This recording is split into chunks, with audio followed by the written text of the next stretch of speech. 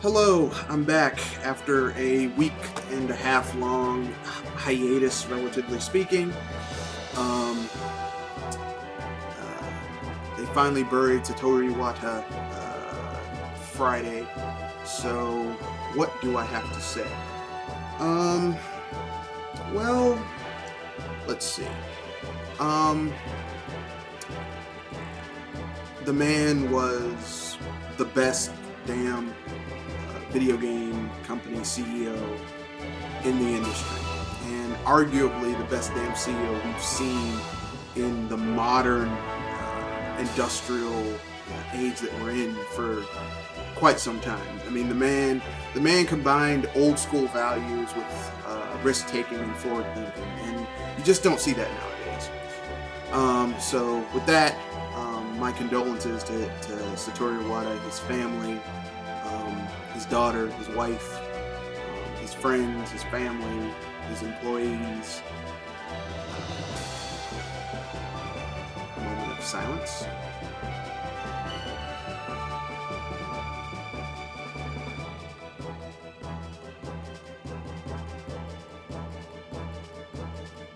Okay, now that we've gotten that out the way, I'm going to tell you about the nature of this video.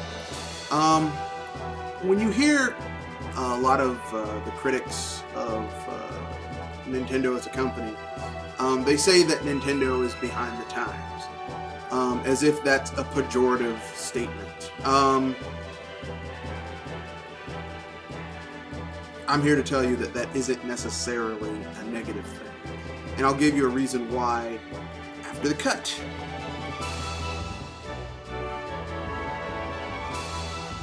Okay then, so it's time to talk about the title placard of this video.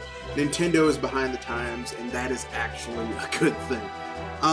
You'll constantly hear in this community from critics of Nintendo, the company, that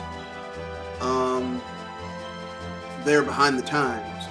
Why don't they be like everyone else? Well, I'm here to tell you something. You're right, they are behind the times. They're embracing a philosophy that's 30 plus years old. But it's not necessarily a bad thing. They basically stick to what they're good at. And they refine what they're really good at. And they pretty much master, or they're always pursuing mastery of what they're good at. Which is a damn sight different than what you see from the other two members of the Big Three.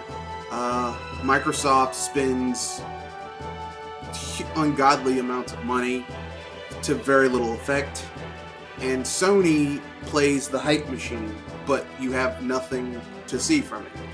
I mean, when the PS4 came out, greatness awaits. That was the big thing. Greatness awaits. Greatness awaits. Very few first-party games have come from Sony. Very few. I think it launched with Knack, which is a very bland title, has no real substance, and we're seeing a large amount of this from the other two members of the Big Three. But they do like to distract you from the lack of games, because these are gaming consoles. With this, look, we've got Snapchat, we've got picture-in-picture, we got voice chat. Well, unfortunately, I'm 29 years old. I've been gaming for 25 years. I'm a little bit past the age where jingling keys in front of me to distract me from the real issue. A game console is designed to play games. That's what they're designed for. That's what they've always been designed for. That is the old concept that Nintendo's holding on to. A game console is designed to play games. Games are a form of entertainment. Because Nintendo designs their consoles around making games, designs their consoles about playing games, they issue certain features that people think should be mandatory and standard. The problem is that these things are extra benefits. They are not standardizations, okay? They just, they're benefits. It's like a car doesn't need a radio. It's become accepted practice to have a car that has a radio in it, but it's not standard. It's just accepted practice. You're seeing more and more vehicles that have Sirius XM, which is like satellite radio. That is a benefit, okay? That is a beneficial feature. It's an extra beneficial feature. It's not standard. It's not necessary. It's nice to have, but you're going to be paying $50-something odd a month, or $37 or whatever, after your try it for 6 months feature runs out. So basically, we have 3 consoles, 2 that are filled with basically part and parcel the same features, give or take a feature or 2. One that has considerably less features, depending on who you ask, but plays games relatively well. 2 that have a piss-poor first-party library of games, but a bevy of multiplats. 1 that has a piss-poor bevy of third-party games, but a dynamite first-party lineup. So it boils down to what you like. But in terms of Nintendo being stuck in the past, well, yeah, it makes sense. They believe that consoles and handhelds are dedicated gaming devices for playing games. Yeah, they have secondary features like, I can listen to my music, I can take pictures with the 3DS, but really, they're for playing games. Okay. If a feature is implemented in a console, but it cannot be utilized in a game, I don't care. It ceases because it's a game console. Now, if you have a PC that has features, that makes sense because a PC is designed to do multiple things. Console, not so much. Console gaming.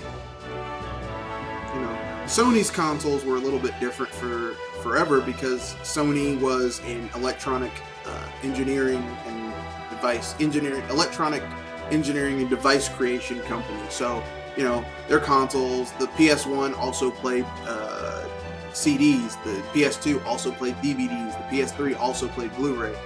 But really, the primary purpose of these systems, or should have been, just playing games.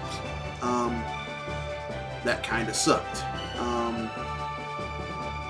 The Xbox One used to be a games console, now it's become a multimedia box. Well, that's what they wanted the Xbox One to be, a multimedia box. But, Nintendo is stuck in the past. They want to create a console that is designed to play games because consoles have always been designed to play games until now, where a lack of first-party support, shoddy multiplats, and generally broken games can be eschewed and plastered over with Snapchat and voice chat and picture-in-picture. Yeah, that sounds kind of stupid to me. I think I'll stick with the people who actually know what gaming's actually about. Games.